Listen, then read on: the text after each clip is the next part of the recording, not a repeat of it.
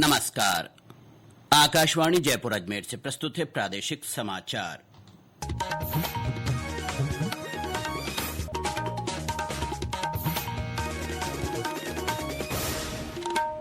मुख्य समाचार। संविधान निर्माता डॉक्टर भीमराव आम्बेडकर की जयंती पर आज प्रदेश भर में विभिन्न कार्यक्रम। राज्य स्तरीय समारोह जयपुर में। लोकसभा अध्यक्ष ओम बिरला ने कोटा नई दिल्ली के बीच नई रेल सेवा को हरी झंडी दिखाई। प्रदेश में ईआरसीपी कार्यों को समय पर और पारदर्शिता के साथ पूरा करने के लिए राज्य सरकार ने प्रयास तेज किए। और प्रदेश में आंधी बारिश का दौर धीमा पड़ने के बाद तापमान में फिर से बढ़ोतरी। आज से पश्चिमी राजस्थान में हीट वेव का नया दौर शुरू होने की संभावना।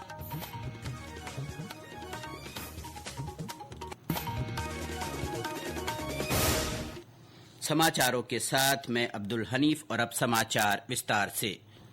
राष्ट्र आज संविधान निर्माता बाबा साहेब डॉक्टर भीमराव आम्बेडकर की 134वीं जयंती पर श्रद्धांजलि अर्पित कर रहा है। इस अवसर पर देश भर में कई कार्यक्रम आयोजित किए जा रहे हैं। राष्ट्रपति द्रौपदी मुर्मू, उपराष्ट्रपति जगदीप धनखड़, प्रधानमंत्री नरेंद्र मोदी और लोकसभा अध्यक्ष ओम बिरला सहित कई केंद्रीय मंत्री, सांसद और अन्य गणमान्य लोग आज संसद परिसर में बाबा साहब की प्रतिमा पर पुष्पांजलि अर्पित करेंगे।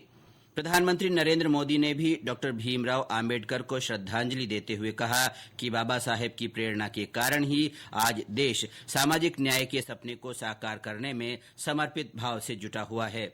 श्री मोदी ने कहा कि डॉक्टर आम्बेडकर के सिद्धांत और आदर्श आत्मनिर्भर और विकसित भारत के निर्माण को मजबूती और गति मिलेगी।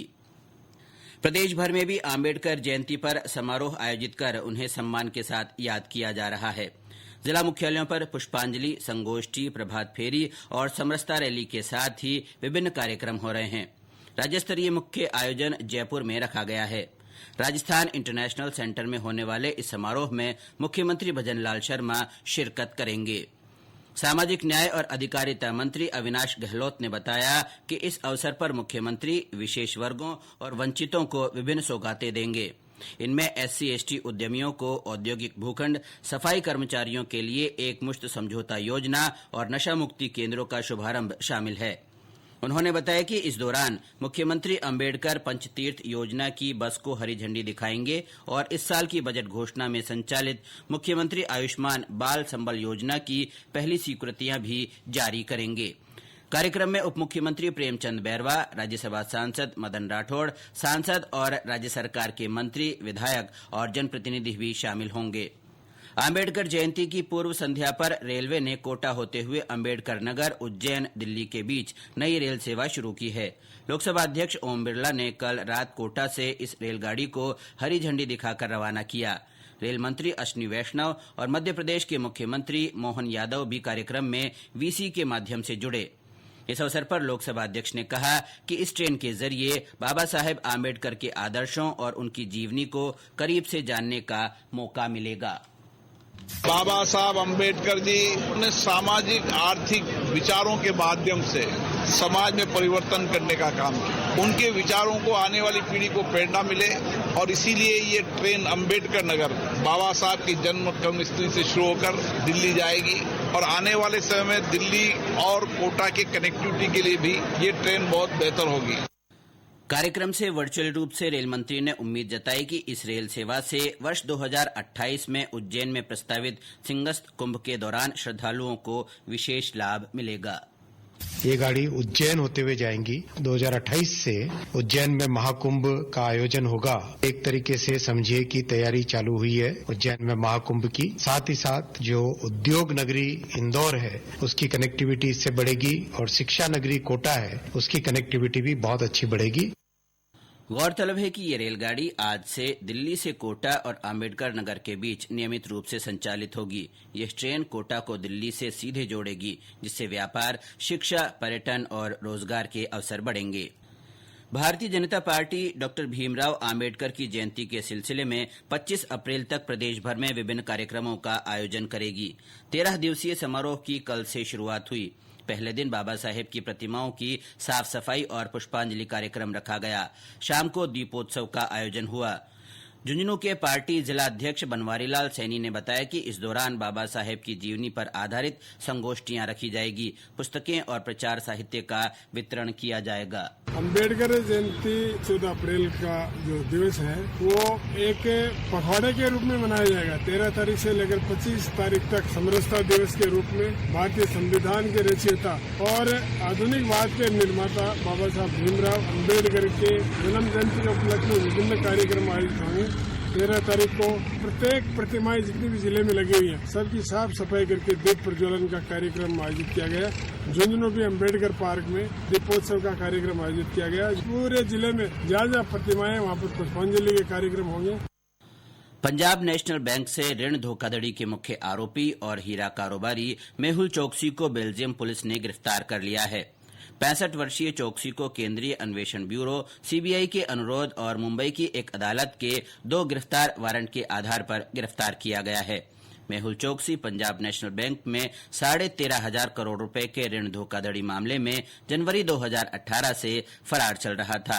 वह परिवार सहित बेल्जियम के शहर अंतरीप में रह रहा था। 2018 में भारत से फरार होकर गए थे। ये समाचार आकाशवाणी जयपुर अजमेर से प्रसारित किए जा रहे हैं। प्रदेश में ईआरसीपी कार्यों को समय पर और पारदर्शिता के साथ पूरा करने के लिए जल संसाधन विभाग तेजी से काम कर रहा है। विभाग के मंत्री सुरेश सिंह रावत ने परियोजना की प्रगति की जानकारी देते हुए बताया कि किशनगंज तहसील में रामगढ़ बैराज और पार्वती नदी पर मांगरोल तथा महलपुर बैराज के कार्यों के लिए भूमि अधिग्रहण की कार्रवाई अंतिम चरण में है। उन्होंने बताया कि परियोजना के कार्यों के लिए 8 गांवों की 168 हेक्टेयर भूमि की अवाप्ति अंतिम चरण में है। श्री रावत ने बताया कि मुआवजा राशि का भुगतान भी जल्द ही जारी कर दिया जाएगा।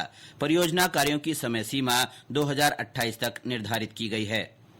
सरहदी जिले जैसलमेर के रेलवे स्टेशन पर 140 करोड़ रुपए की लागत से विकास कार्य करवाए जा रहे हैं। अमृत भारत स्टेशन योजना के तहत हो रहे इन कार्यों के पूरा होने पर यहां आने वाले सैलानियों और यात्रियों को बेहतर सुविधा मिलेगी। और ब्यौरा हमारे संवाददाता से। जैसलमेर रेलवे स्टेशन पर करीब 48,000 वर्ग मीटर क्षेत्र में विकास कार्य किया जा रहा है। कार्य पूर्ण होने के बाद जैसलमेर रेलवे स्टेशन एयरपोर्ट जैसा नजर आएगा। राजस्थानी हेरिटेज और आधुनिकता के समावेश से इसे आकर्षक लुक दिया जा रहा है। आने व जाने के लिए अलग अलग प्रवेश व निकास द्वार, 1,000 वर्ग मीटर क्षेत्रफल में air concourse, covered platform, lift व एक्सीलेटर की सुविधा, फुट ओवरब्रिज, अत्याधुनिक सुविधाओं से सुसज्जित वेटिंग रूम, दिव्यांग जन अनुकूल सुविधाएं, संकेतक, यात्री सुविधाएं उपलब्ध करवाई जाएगी। मनीष व्यास, आकाशवाणी समाचार, जैसलमेर। प्रदेश में 2 दिन तक चले आंधी बारिश के दौर के धीमा पड़ने के बाद तापमान में फिर से बढ़ोतरी होने लगी है। बीते 24 घंटों में 9 शहरों में दिन का पारा 40 डिग्री सेल्सियस के पार दर्ज किया गया। मौसम विभाग के अनुसार कल बाड़मेर में अधिकतम तापमान 44 डिग्री सेल्सियस मापा गया। मौसम केंद्र जयपुर के निदेशक राधेश्याम शर्मा ने बताया कि आगामी 3-4 दिन मौसम मुख्यतः शुष्क रहने की संभावना है और आज से पश्चिमी राजस्थान में हीट वेव का नया दौर शुरू होगा।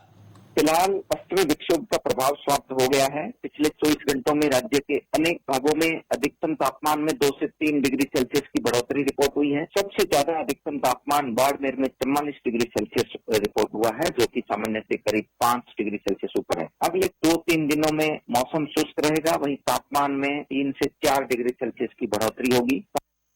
और अंत में मुख्य समाचार एक बार फिर। संविधान निर्माता डॉक्टर भीमराव आम्बेडकर की जयंती पर आज प्रदेश भर में विभिन्न कार्यक्रम। राज्य स्तरीय समारोह जयपुर में। लोकसभा अध्यक्ष ओम बिरला ने कोटा नई दिल्ली के बीच नई रेल सेवा को हरी झंडी दिखाई। प्रदेश में ईआरसीपी कार्यों को समय पर और पारदर्शिता के साथ पूरा करने के लिए राज्य सरकार ने प्रयास तेज किए। और प्रदेश में आंधी बारिश का दौर धीमा पड़ने के बाद तापमान में फिर से बढ़ोतरी। आज से पश्चिमी राजस्थान में हीट वेव का नया दौर शुरू होने की संभावना। इसके साथ ही प्रादेशिक समाचार बुलेटिन समाप्त हुआ। हमारा अगला बुलेटिन दोपहर 1 बजे प्रसारित होगा। नमस्कार।